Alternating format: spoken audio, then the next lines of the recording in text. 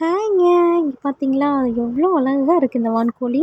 So இந்த வான்கோழிய யார் சின்ன வயசுல அதிகமா பார்த்துருக்கீங்க அப்படின்னு சொல்லி கமெண்ட் பண்ணுங்க. ஸோ நான் வந்து எப்படி பார்த்துருக்கேன்னா, எங்க பாட்டி வீட்டுக்கு போனோம் அப்படின்னா, இந்த வான்கோழியோட முட்டைய நம்ம நார்மலா வீட்ல வளர்ப்போம்ல கோழி, அந்த முட்டை அடை வைக்கும்போது, இதோட முட்டையும் அது கூட சேர்த்து வச்சுடுவாங்க.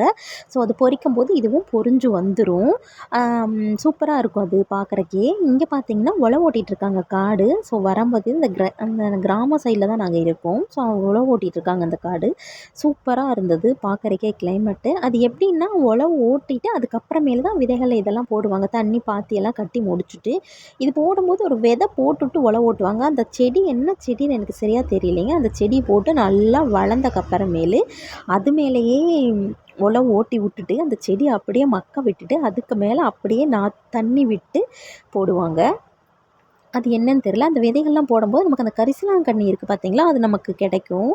அந்த சைட்லேருந்து நிறைய அந்த புல்வெளிகள்லாம் நமக்கு கிடைக்கும்.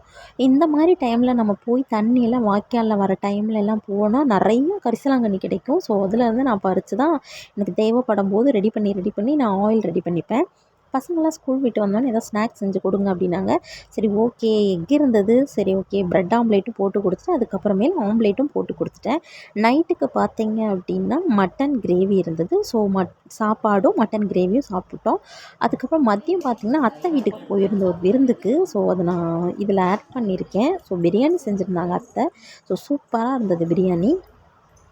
போயிட்டு பிரியாணி சாப்பிட்டு ஃபங்க்ஷன் அட்டன் பண்ணிட்டு ஈவினிங் பசங்களை கூட்டிகிட்டு வீட்டுக்கு வந்தாச்சு. வர வழியில தான் இந்த சின்ன சின்ன கிளிப்ஸ் எல்லாம் கிடச்சிது. ஸோ எடுத்து போட்டேன்.